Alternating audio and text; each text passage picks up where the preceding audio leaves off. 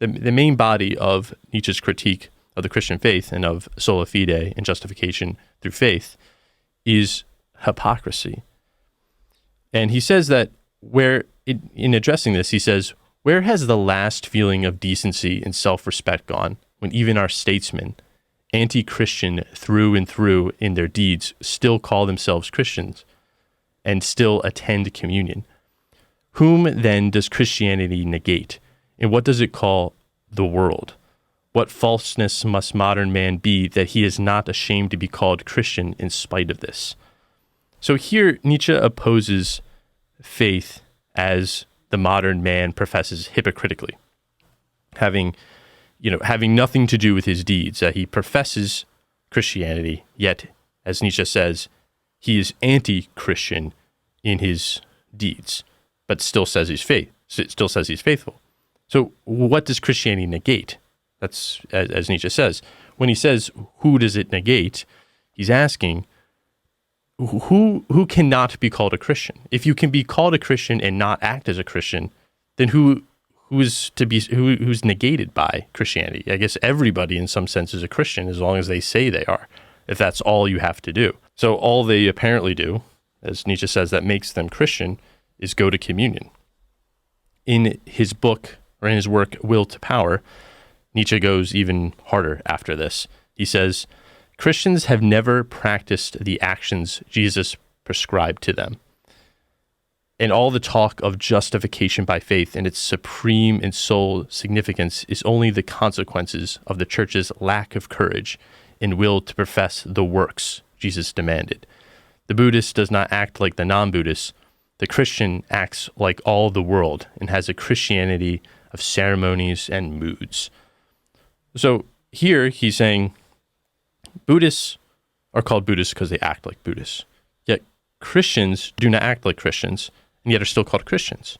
Christians act like the rest of the world and can still be called Christians. How does that work? And he says that it's this justification by faith, that by promoting faith over works, they don't practice the works Jesus demanded. As we move on through this critique of Nietzsche, we'll see that for Nietzsche, he said that Jesus really promoted not just faith, but action, but works, to do the things that Christ himself does. So Nietzsche attacks Martin Luther and St. Paul as the founders of sola fide, justification by faith alone. And this justification by faith seems to Nietzsche an inversion of the message that Christ proclaimed, or the message that Christ taught. So Nietzsche insists that the legacy of Jesus was essentially a practice. And Nietzsche is convinced that even today, such a life is possible, that you can live the Christian life and the works that Jesus asked us to proclaim, or asked us to do. But this seems to be that only certain people can do it. That for only certain individuals, genuine Christianity is possible. So Nietzsche suggests that the Christian religion seems to be founded on St. Paul's denial of that proposition, though. It's founded on the denial that one can practice the works that Jesus demanded and the works that Jesus did himself. This denial that Nietzsche proclaims says that St. Paul knew that such a life was not possible. And Martin Luther felt the same way, that such a life of the works of Jesus, the practice of Jesus, was not possible for them. So St. Paul is charged by Nietzsche as the discoverer of faith as a remedy against the incapacity for what one deems to be right action. That faith is now the remedy or the replacement for works, that one cannot do the works that Christ demanded. So instead, St. Paul comes along and says, faith is all you need, not works. So St. Paul, for Nietzsche, is the man, he says, he's the man who made it possible for pagans all over the world to persist in their own way of life while calling themselves Christian. This goes back to Nietzsche's our first example of Nietzsche's critique. is that you have statesmen, you have politicians, you have all these different men who proclaim that they're Christians, yet persist in pagan behavior. So St. Paul was unable to fulfill the Jewish law and also couldn't fulfill the demanding way of life of Christ. So thus, Paul conceives a faith in Christ as a substitute for the way of Christ, the practice of the works of Christ. So in this, Nietzsche says that St. Paul found an escape from doing the works of Christ, and it's a revenge against the law and those who were able to follow it. That St. Paul couldn't follow the Jewish law, and he couldn't follow the works of Jesus, so he develops a revenge against those who could.